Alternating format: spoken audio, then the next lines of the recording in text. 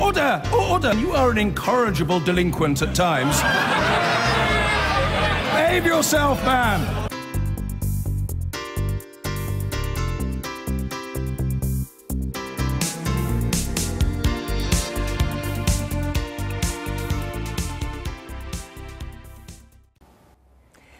Well, while we are preoccupied with Brexit negotiations, we are not the only European country locking horns with the mothership. Today, the EU gave Poland a week to halt judicial reforms that would put courts under direct control by Warsaw or face punishment for undermining democracy in the largest former communist member of the European Union. Trouble has been brewing over democratic rights in Poland since the election of the Conservative Law and Justice Party 2 years ago. I'm joined now by diplomatic editor Mark Urban. Why has it come to a head now? Well, it's been a bit of a drip, but a series of measures has caused all this concern in Brussels. Very strong words from some of the key power brokers in Brussels today. Last week, it was steps to put people on the committee that chooses all the judges, the Supreme Court as well. Two different bits of legislation going through, both of which basically increase the influence of Parliament in the selection of the judiciary, i.e. politics. And the EU is saying that threatens the separation of state powers and is incompatible with membership of the EU. So what are the implications, though, for the EU? Well, they have been murmuring darkly about Article 7 measures in a very... Which has never been brought in before. It would be a big step, and that's basically saying you no longer meet the criteria which are necessary to belong to the EU because you've taken steps that undermine democracy.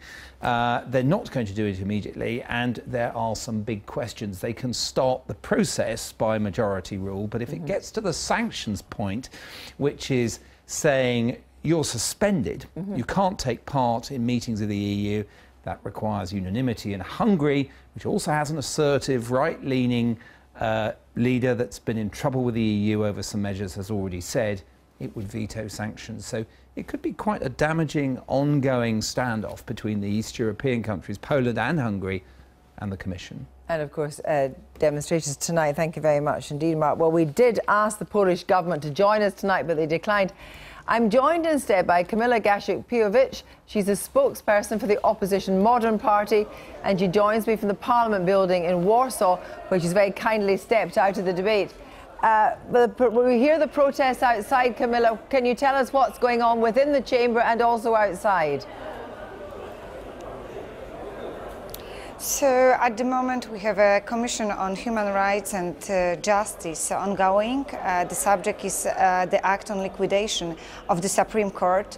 I have to admit, unfortunately, that the current government represents nothing more than populism and nationalism. It has entered the open world with Polish democracy. At the moment we have 3 acts which actually aim at totally liquidation the independence of Polish judiciary system. The first act, for example, dismissed all cadre of the Supreme Court the new person who will be appointed, new judges, will be the Minister of Justice, the politician of the ruling party. It is, of course, against Polish constitution. But you're actually, as I understand it, the opposition parties have a lot of amendments going here. You're trying to talk this out, aren't you? Actually, at the moment, since a couple of days, we have 1,000 of people demonstrating all over the Poland peacefully but systematically against this liquidation of independence of Polish judiciary system. I think that also the Lawyers Association started seriously thinking about some kind of hunger strike to defend the constitution, defend the human rights. If all those 3 acts will be implemented, I think that we could start speaking about the Poland as a democratic country could be a overstatement in a few days. So if you're saying that talking about Poland as a democratic country could be an overstatement, then you must think that it is actually possible that you will have Article 7 triggered against you. And yet, on the other hand, this government was elected with a large mandate at the end of 2015. So what's it to be? Do you think Poland is going to be set aside from the European Union?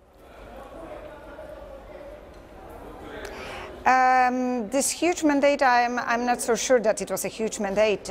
Poland comprised of 38 million of citizens, and only 4 millions and half voted for the ruling party at this moment. But what will happen then? What do you think will happen? They don't receive right. They don't receive right to change Polish constitution, but they try to do this by the ordinary acts, like, you know, the act on the dismissal of all judges of the Supreme Court. We heard today from Mr. Timmermans a very strong, a very strong statement that European Union see what is happening in Poland at the moment. That Law and Justice broke Polish constitution. That Law and Justice broke all those laws on which European Union was built, that European Union see that Polish government, Law and Justice government, threaten the Polish journalists.